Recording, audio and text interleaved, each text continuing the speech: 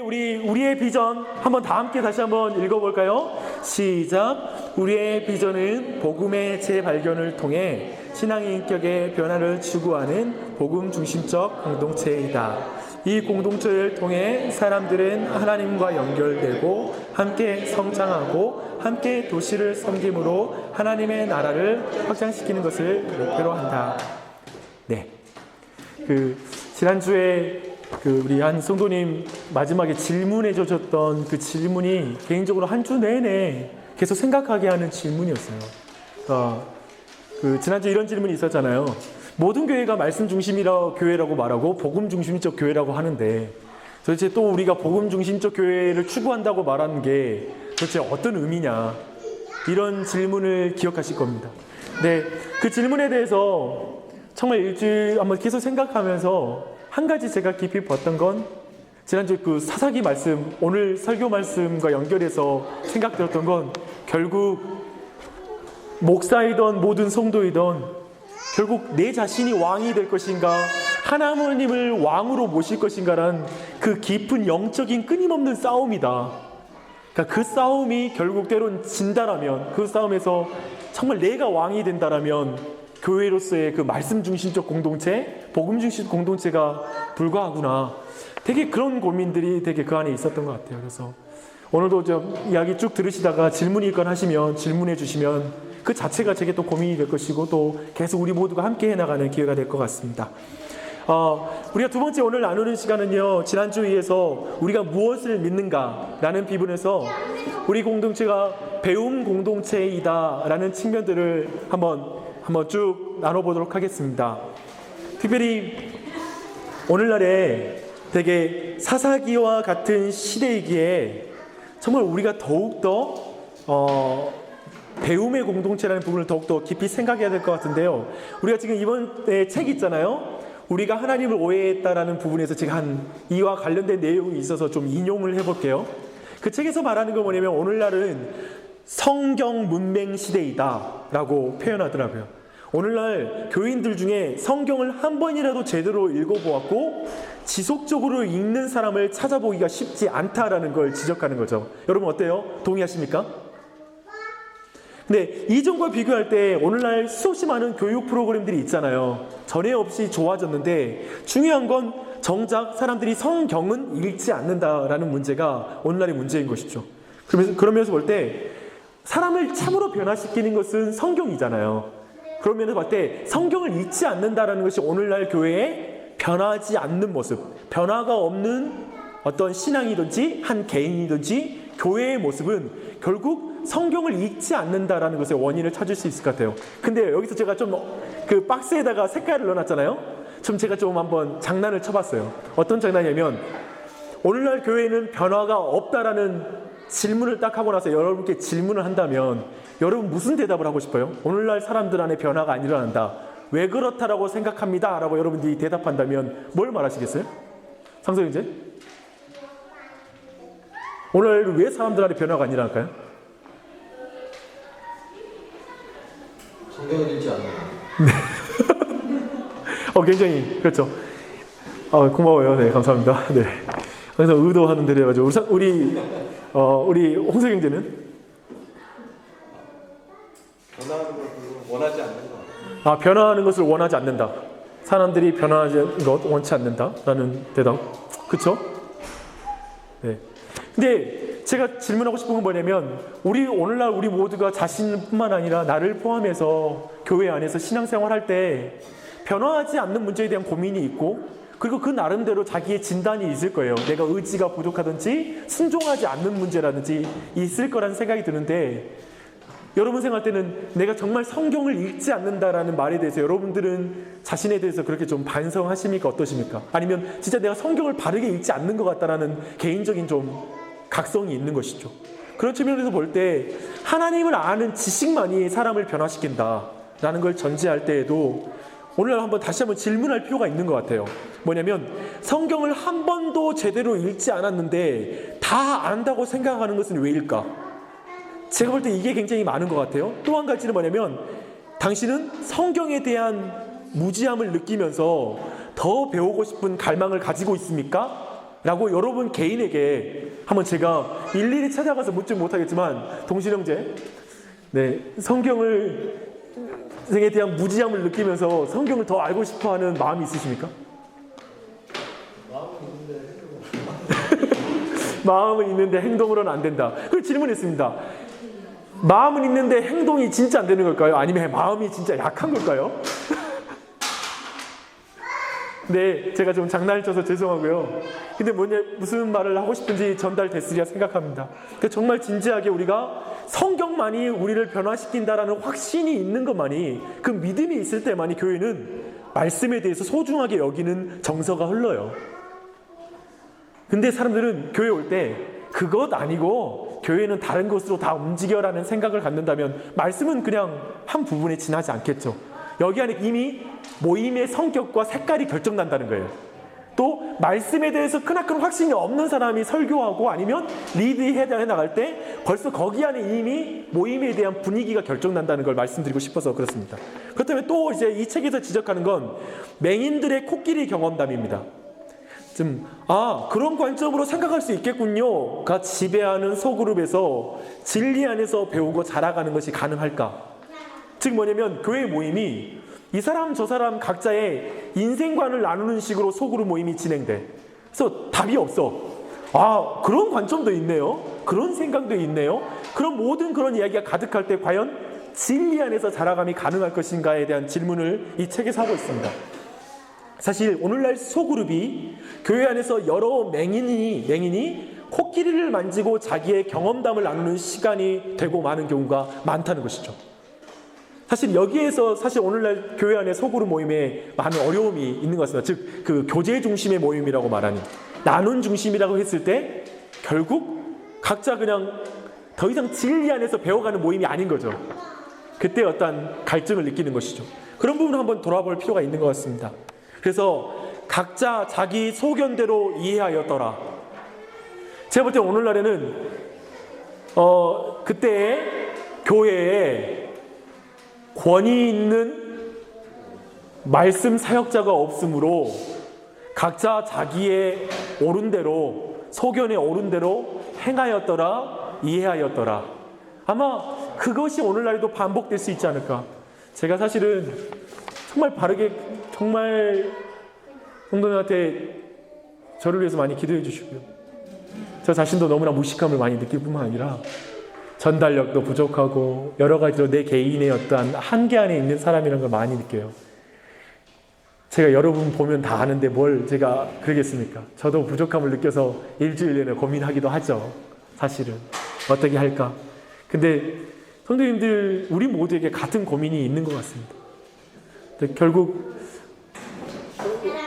이렇게 설교를 제가 이렇게 해서 물어볼 때, 성도들이 물어볼 때 정말 이해하는 게 너무 다른 경우가 너무 많아요. 그래서 그러면서 설교라는 게 묘하게 은혜 받는다라는 것도 깨달을 뿐만 아니라 각자 자기 소견에 옳은 대로 이해하였더라라는 것도 가능하겠다라는 생각을 많이 하게 됩니다. 한번 그런 걸 돌아보되 다음 한번 질문 넘어가 볼게요. 교회는 말씀이 이끄도록 디자인되었기 때문에 배움 공동체이다 라고 말하는 거죠. 그래서 진리의 말씀으로 교회를 하나님 만드셨어요. 우리 야고보서 1장 18절 말씀 우리 함께 읽어보겠습니다. 시작. 그가 그 조물 중에 우리로 한 첫 열매가 되게 하시려고 자기의 뜻을 쫓아 진리의 말씀으로 우리를 낳으셨느니라. 그렇죠? 그 다음 교회는 진리의 기둥과 터입니다. 다 함께 읽겠습니다. 이 집은 살아계신 하나님의 교회예요. 진리의 기둥과 터니라. 이렇게 또 말씀하시죠. 그리고 그 교회는 말씀으로 흥왕한다고 성경이 말합니다. 함께 읽습니다. 이와 같이 주의 말씀이 힘이 있어 흥왕하여 세력을 얻으니라. 그리고 특별히 베레아 교회에는 말씀에 대한 열심이 있다라고 말합니다. 한번 읽어보겠습니다. 베레아에 있는 사람들은 간절한 마음으로 말씀을 받고 이것이 그러한가 하여 날마다 성경을 상고함으로 그 중에 믿는 사람이 많고. 그쵸? 그래서 여러분 앞에 이제 그러므로 말미암아 제가 질문하고 싶은 건 당신의 신앙 여정 속에서 하나님의 말씀은 one of them인가 더 원인가? 당신은 말씀의 능력과 달콤함을 경험한 적이 있는가? 당신은 그 말씀에 충실하게 드러내는 것이 교회의 중요한 사역임을 크나큰 확신으로 말할 수 있는가? 이 질문을 여러분 각자에게 그 질문에 답해 보시기를 부탁드리고, 저는 우리 교회에 이런 확신을 가진 사역자들이 많아지길 바라고, 그리고 그런 지도자들이 우리 안에서 많아져서 교회 안에 이런 말씀의 일들이 이루어졌으면 좋겠습니다. 제 개인적으로 한 가지 간증의 말씀 드리면, 제가 예전에 학교에서 큰 대회를 준비한 적이 있어요. 한번 내가 나눈 적이 있는데, 그 대회를 할 때 제가 주제 선구 있잖아요. 주제 선구를 호세아 6장 1절로 해가지고, 그 주제가 뭐냐면 오라 우리가 여호와께 돌아가자라는 걸 포스터를 몇천 장을 뽑았어요. 그리고 브로셔를 2만 장인가? 그래가지고 이쪽으로 홍보비로만 한 200만 원인가 300만 원을 드렸어요. 옛날에 제 대학교 다닐 때 굉장히 전국대회 준비하느라고 막 그렇게 해가지고 모든 포스터마다 호세아서 6장 1절 딱 찍혀가지고 막 광고를 했죠. 근데 봐봐요. 말씀 읽어볼게요. 오라 우리가 여호와께 돌아가자. 여호와께서 우리를 찢으셨으나 도로 낫게 하실 것이요 우리를 치셨으나 싸매어 주실 것임이라. 얼마나 좋아요. 그쵸? 근데 중요한 문제는 뭐냐면, 이게 이스라엘 백성이 거짓으로 한 회개문이었어요. 이해되세요? 그 하나님께 돌아가자는 말이 아니라 뭐 죄 지어서 괜찮아, 하나님께 돌아가면 우리를 찢으셨으나 싸매 주실 거야, 이 기도문이거든요. 근데 이걸로 포스터에다가 막 오라 우리가 여호와께 돌아가자 해가지고 막 포스터 붙이러 돌아다니고, 제가 그때 배운 게 뭐냐면, 진심이 진리보다 앞서면 하나님을 크게 욕되게 한다라는 걸 배웠어요. 그리고 정말 말씀을 모르니까 크게 일을 벌이면 벌릴수록, 쉽게 말하면 교회가 커지면 커질수록 말씀을 모른다면 하나님을 더 모욕할 뿐이다. 그러니까 더 창피해, 더 부끄러운 일이에요. 사실은 말씀을 모르면 이렇게 인용할 거 아니에요. 그런 경험이 제게는 있었습니다. 저는 그 뒤로, 그러니까 어떻게 했어요? 제가 수치심도 굉장히 많은 사람인데 성경을 볼 때 이게 전체 문맥에서 무슨 뜻인지를 반드시 보려고 해요. 그 뒤로 이제 그런 실수 안 하려고 반드시 말씀을 그냥 그대로 그냥 거기서 느낌 오는 대로 읽는 게 아니라, 이게 지금 성경 안에서 무슨 맥락에서 하는 말인지 보려고 하는 거죠. 그런 면에서의 어떤 신앙, 다시 한번 어떤 그런 측면이 제게 있었기 때문에 더욱더 오늘도 이런 나눔을 하는 것 같습니다. 한번 뒤로 돌리겠습니다. 좀 더 이제 뒷부분에, 그러면 우리 교회가 어떤 배움 공동체를 지향할 것인지에 대해서 좀 배우되, 제가 약간은 어려울 수 있지만 여러분에게 굉장히 유익한 그 분류를 제가 한 가지 알려드리겠습니다. 뭐냐면, 성경을 읽고 가르치고 배우는 두 가지 큰 방식이 있어요. 근데 그 방식은 뭐냐면, 첫 번째는 공시적 방식과 두 번째는 통시적 방식이라는 것입니다. 공시적이라는 건 뭐냐면 같은 시각으로 전체 내용을 보는 거죠. 그런 면인데 한번 볼게요. 읽어보겠습니다. 이쪽 편에서 우리 홍석영제 줄 쪽에서 첫 번째 거 공시적 방식을 다 함께 읽어주십시오. 시작. 오직 신학적 방법론 성경을 생각의 범주에 따라 정리. 예컨대 성경은 하나님, 죄, 성령님, 교회, 결혼, 가족, 기도 등에 관한 것이다. 주제에 대한 특정 본문을 전부 살펴본 이후 일관된 진술 혹은 우리를 종합해낸다. 이런 관점은 성경의 통일성에, 예를 들면 이러한 내용들이 아마 교리 공부에 잘 드러나겠죠, 그렇죠? 그런 부분. 그리고 또 이쪽에서 한번 통시적 관점 읽어주시겠습니다. 큰 소리 읽어주십시오. 시작.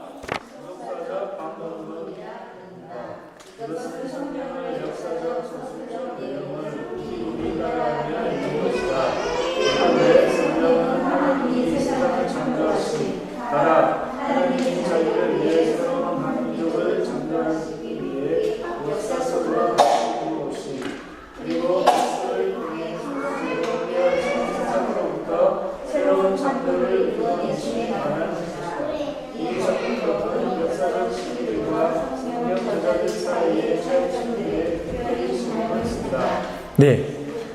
그러니까 크게 이 두 가지 방식이 있는데, 제 개인적으로는 성도님들에게 부탁드리고 싶은, 아마도 여러분들이 이 안에서는 이런 것들을 목회자한테도 되게 이 개념 형성이 안 돼 있어요. 그래서 개념 자체는 사실은. 근데 우리 성도님들이 혹시 어려울지라도 이런 개념들을 정확하게 잡고 있으면 굉장히 여러 가지 성경이라든지 앞으로 신앙생활할 때 다양한 소스와 자료들을 여러분들이 큰 관점 안에서 분별하면서 읽어가는 하나의 큰 틀이라서 제가 성도들한테 일부러 제가 좀 알려드리는 것입니다. 그래서 이 두 가지 관점, 조직 신학적이면서 한 가지는 구속사적 관점, 한 가지는 그냥 내러티브를 크게 다루는 것이죠. 그런 측면들, 이런 부분들 한번 분별하되, 교회에서는 이 두 가지 방식으로 가르치는 거예요. 쉽게 말하면 조직 신학적으로 가르치든지 구속사적 방법론으로 가르치든지, 그 방법은 다양하겠죠. 제가 한번 2016년 NRPC는 어떻게 할 건가, 저희 교회가 어떻게 나갈 것인가. 결국 교회 교육은 성경 공부와 교리 공부는 함께 가야 하는 두 바퀴다. 그래서 성경 전체의 큰 이야기들을 아는 교육과 그 다음에 성경의 전체 주제별로 그 내용들이 어떻게 성경 전체 안에 일관적으로 말하고 있는지를 이해하는 것, 이 두 가지가 교회에서 해나가는 교육이에요. 그리고 저희 교회가 꿈꾸는 건 예전부터 늘 말해왔지만, 성도들 한 사람 한 사람이 성경을 직접 보고 직접 해석하고 그 성경을 건전하게 해석하면서 그걸 순종해 나갈 수 있는 한 개개인으로 성장하도록 돕는 방식이 저희들이 추구해 나가는 교회 교육이다라는 것을 기억해 주셨으면 좋겠습니다.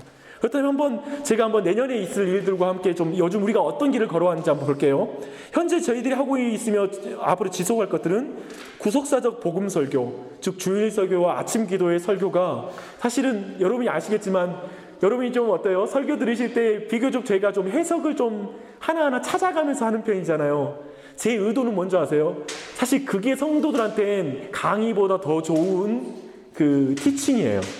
그러니까 목사가 설교하는 그 방식이 5년, 6년 정도 들으면, 몇 년이 지속되면 성경 볼 때 목회자가 성경 해석하는 그 방법론 자체가 익숙해진다는 것이죠. 그래서 저는 이제 그런 방식을 여러분들이 모두 배우고 있다고 생각해요. 아마 예전보다 더 여러분 안에 더욱더 생겼으리라 생각합니다. 그러니까 예를 들면 그것이 우리 안에 지금 이루어지고 있고요.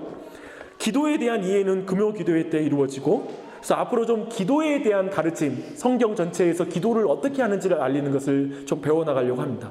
그리고 성경 통독은 지금 권별로 매번 3회 정도 하고 있잖아요. 그런 것들이 우리 안에 지금 진행되고 있고요. 저는 내년에 한 번 정도는 우리가 성경, 예를 들면 신약 전체 아니면 복음서 전체 막 그런 통독도 한번 해봤으면 좋겠다, 그런 소망을 가져봅니다. 그리고 저희도 이제 복음 기초반이 있습니다. 그래서 주일 오후 모임 때 이 모임이 지금 이루어지고 있고요. 그래서 이때는 이제 복음 자체가 전반적으로 어떻게 다뤄진지를 나누는 시간이고요. 그리고 필독서 나눔, 수요 어머니 기도회 때 저희들이 필독서를 저희들이 읽고 어머니들이 지금 나누고 있는 일들을 해나가면서 전체적으로 그 필독서가 좀 양질의 내용들로 좀 이루어진 책들을 찾고 있습니다. 그리고 저희가 이제 복음 밴드를 하는데, 제가 복음 밴드는 원하는 사람과 목회적으로 꼭 필요하다고 생각되는 사람을 중심으로 주중 오전과 저녁 타이밍에 이젠 개별적으로 약속해서 진행하려고 합니다. 그래서 제가 생각해봤는데 아침에도 가능하겠더라고요. 그래서 아침에도 예를 들면 출근하기 전에 예를 들면 7시부터 8시 20분 정도는 아마 하고 갈 수 있지 않을까라는 생각이 들었습니다. 그래서 그런 식으로 진행해 나가려고 지금 생각하고 있습니다. 근데 이때는 모든 주제를 다루는 거죠. 같이 그냥 성경 공부할 수도 있고 같이 교리 공부할 수도 있고, 이런 것을 해나가는 방식으로 복음밴드는 운영되는 것이죠. 그리고 설교에 대한 질문 시간을 점심시간에 저에게 개별적으로 오셔서 진행하실 수 있고요. 또 오후 소그룹 모임 직전에 질문 시간을 가지려고 합니다. 여러분이 질문해 주고 답하는 시간을 갖는 것이죠. 그리고 이제 이 정도가 우리가 대강 이루어지고 있는 교회 안의 교육인데요. 내년에는 진행될 부분은 수요 19주 성경 개관이 다음 주 1학기 때 진행됩니다. 그래서 성경 전체를 어떤 맥락 안에서 공부하는 시간이죠. 19주 동안 진행이 될 예정이고요. 강사는 최용진 목사님께서 이제 어떤 자료들과 어떤 여러 가지 영상이라든지 이런 모든 걸 동원해서 아마 그 성경 전체를 개관할 수 있는 그런 공부가 진행될 것입니다. 그리고 저희가 지금 계획하고 고민하고 있는 부분인데요. 이것은 앞으로 우리 성도들과 함께 같이 고민해야 될 부분이고 제가 생각하고 있는 부분인데요. 주일 오후 모임의 다원화를 생각합니다. 다원화라는 뭐냐면 좀 할 수 있는 대로 다양하게 하되, 결국 뭐냐면 리더에 따라서 인도자의 어떤 그 은사와 그리고 구성원들의 어떤 마음에 따라서 좀 모임을 여러 가지로 한번 나눠보는 거죠. 근데 그런 모임을 할 때 예를 들면 지금처럼 설교 나눔을 할 수도 있을 거고요. 복음 기초를 다룰 수 있는 그런 소그룹을 만들 수도 있고요. 필독서를 나눔하는 그런 모임을 따로 만들 수가 있고요. 오후 모임을. 그리고 성경 공부하는 모임, 요리 문답하는 모임, 특별 주제를 다루는 그런 모임, 예를 들면 이런 거죠. 지금 2가지 소그룹이 진행되잖아요. 근데 제가 한 달 동안 부부관계 이런 특강으로 모임을 하면 거기 소그룹에서 원하는 사람만 모여서 하나의 그룹을 만드는 거죠. 기존 모임들은 그대로 이루어지고, 예를 들면 그런 식의 모임도 가능하니까, 제가 생각하는 건 우리 교회의 평신도들 안에, 성도들 안에 어떤 그 관심사와 주제, 그리고 어느 정도 티칭할 수 있는 영역이 있는 사람이 소그룹을 리더가 된다면 그 사람의 어떤 개성과 은사에 따라서 모임 자체를 디자인해 나갈 수 있는 방향들을 고민하고 있습니다. 네, 그래서 굉장히 오후 모임이 지금은 우리가 숫자가 이렇지만 예를 들면 몇 사람만 늘어나도 그룹을 3개 정도 나눠야 될 타이밍이 되잖아요. 예를 들면 그렇게 되면 그때에 맞추어서 리더의 자질에 따라서 역량에 따라서 그런 모임을 만들 수 있다는 거죠. 제가 말은 여기서 그런 예를 제가 보여드리는 것입니다. 부부관계를 다룰 수도 있고, 자녀 교육을 다루는 모임도 만들어질 수 있고, 성경 통독하는 모임도 따로 만들 수 있고, 이런 식으로 오후 모임을 다원화시켜서 좀 인도자의 개성에 맞춰보고 또 그 모임의 소그룹의 어떤 니드에 맞출 수 있는 부분들도 갖춰갈 수 있을 것 같습니다. 그렇게 진행되고요. 내년에 그런 고민이 있고요. 내년에 사경회가 1회 있고요. 수련회를 한번 여름에 계획하고 있습니다. 이런 부분으로 내년에 교회 안에 큰 교육이 이루어질 것 같습니다. 그리고 2번째는 그 퀴즈 사역을 진행되는데, 지난주 목요일 날 첫 모임을 했어요. 되게 감사한 모임이었고, 그때 모임에서 우리가 이제 여러 가지 이야기가 나왔는데 12월 중순에 앞에서 우리가 그 사역 설명회를 하자. 모든 우리 부모님 다 어차피 아이들이 있는데 저희 교회가 어떻게 교회 교육을 내년에 할지를 발표할 시간을 가지려고 합니다. 그래서 그걸 기억해 주시고요. 4번째로는 가정 경건 훈련이라는 교육이 교회 안에서 있을 수밖에 없는데 결국 가정마다 붙잡아주는. 근데 이때 저희가 지금 생각하는 건 결국 어린이 사역을 하는 저희 교회의 키즈 사역이 부모들을 서포트하는 중심의 사역이 돼야 된다는 걸 생각했어요. 그러니까 부모가 신앙 교육의 중심이라면 이 어린이 사역에서 부모들이 아이들을 케어하고 말씀을 양육할 수 있는 어떤 소스와 격려 이런 것들을 우리가 제공해 주는 것이죠. 네, 그런 반면에서 즉 보조바퀴 역할. 그래서 어느 순간은 보조바퀴는 떼도 상관없잖아요. 근데 그 보조바퀴, 아직 우리 교회가 전체적으로 가정 하나하나 가장들이 이끌어갈 수 있는 그런 경우가 많지 않으니까 그 역할을 좀 어린이 사역에서 많이 감당해 주는 거죠. 그런 부분들을 이야기했고요. 그렇게 기억하시면 되겠고, 특별히 목회자는 신방을 전반기와 후반기 2회에 걸쳐서 내년에 진행하려고 계획하고 있습니다. 그리고 제가 궁극적으로 꿈꾸는 건 가정 사역에 관심 있는 그냥 모임이 이루어져야 합니다. 장기적으로는. 그래서 그것팀에서 사역팀이 이루어져야 한다고 생각하는 거죠. 그래서 그 그룹 자체가 마치 우리가 어린이 사역팀이 처음으로 지난주에 만났잖아요. 목요일날 첫 모임을 했는데 그것처럼 이제 그 가정을 향한 어떤 도움을 어떻게 도울까라는 고민하는 그 팀이 이렇게 만들어지는 것. 그런 모임이 예를 들면 주일날 오후에도 그 팀이 모여서 같이 고민 나누는 것. 이런 식의 사역이 필요하다는 것이죠. 그래서 하나님이 그런 사람 보내주시면 또 할 수 있고 우리 안에 그런 사람 세워질 줄 믿습니다. 네. 또 그러면서 이제 마무리하는 이야기 나누고 싶습니다. 그런 면에서 저희 교회가 좀 이런 배움 공동체를 좀 꿈꿔봤으면 좋겠습니다. 부지런히 주의 말씀을 배우는 공동체입니다. 제가 최근에 어제 한 목사님의 간증을 제가 스크립에 왔는데 제가 잠깐 읽어드릴게요. 내년에 환갑이신 교인이 있습니다. 초등학교 중퇴이십니다. 일평생 돈 버는 것에만 집중을 하시다가 몇 해 전부터 참된 신앙에 마음을 쏟고 계십니다. 책을 읽으라고 권하면 졸린다고 답하시는 분이신데 이광호 목사님께서 그분께 책을 선물해 주셨습니다. 저는 그분이 이 책을 어려워서 못 읽을까 봐 걱정을 했는데 주신 책 중에 2권을 단숨에 읽어버리시고는 교회에 가져와서 다른 분들 보시라고 추천을 하십니다. 이제 남은 2권도 읽고 계시면서 즐거워하십니다.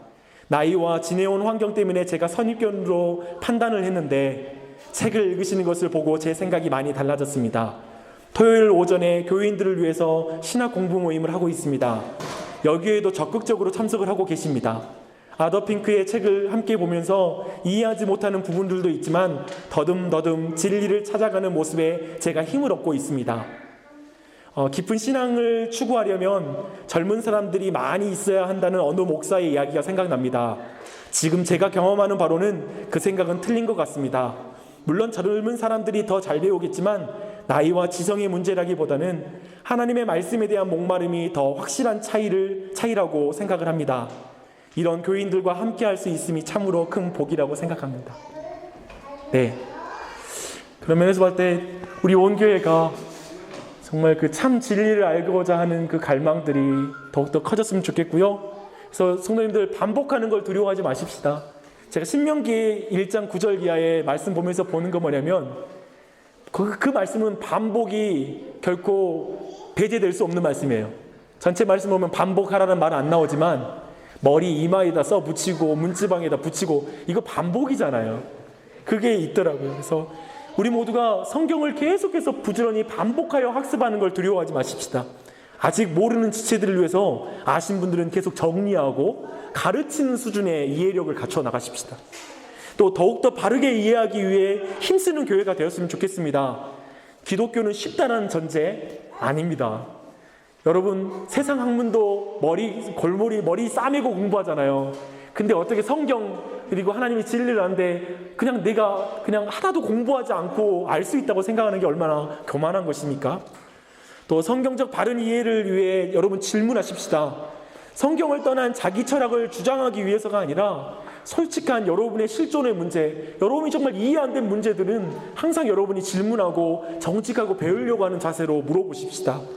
또 계시 의존적 사색, 즉 성경에 대한 믿음을 바탕으로 하는 여러분이 상상을 하고 거기에 대한 질문들이 여러분 안에 많았으면 좋겠습니다. 그래서 저희 교회가 무엇보다도 이런 성경을 배우자 하니까 막 머리를 채우자, 더 똑똑해지자 막 그런 의미는 전혀 아니고요. 우리가 아까 나눴던 것처럼 하나님을 아는 지식이 없이는 하나님을 영화롭게 할 수 없다라는 믿음 때문에 그런 거죠. 그리고 우리가 정말 하나님을 정말 이 모든 지식으로 더 하나님 찬양하려고 공부하는 거고 더 사람을 사랑하기 위해서 우리가 공부하는 거지 다른 거 아니다. 진리를 더 알아야 되는 건 진리를 알지니 진리가 너희를 자유케 하리라. 저는 이걸 좀 바꾼다면 진리를 알지니 진리가 너를 더 사랑하게 만들 것이다. 진리가 더 너를 하나님을 찬양하게 만들 것이다. 그렇기 때문에 더 부지런히 말씀을 배우자는 것입니다. 저희 교회가 그런 자리로 나아가는 교회가 되었으면 좋겠습니다. 네, 제가 나누는 강의는 여기서 마치고요. 성도님들 혹시 질문이 있으면 같이 질문을 대하고 더 좀 심화해서 질문할 수 있으면 이 내용을 더 심화시켜 이야기 나눴으면 좋겠습니다. 여러분 질문이 도움이 될 것입니다.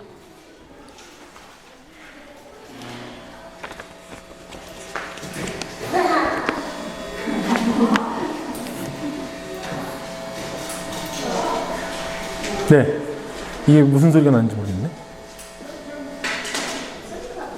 네, 그것은 전체 볼륨을 줄이는 건데 잘하셨어요? 네, 그거네요. 네, 여러분 질문해 주시면 감사하겠습니다.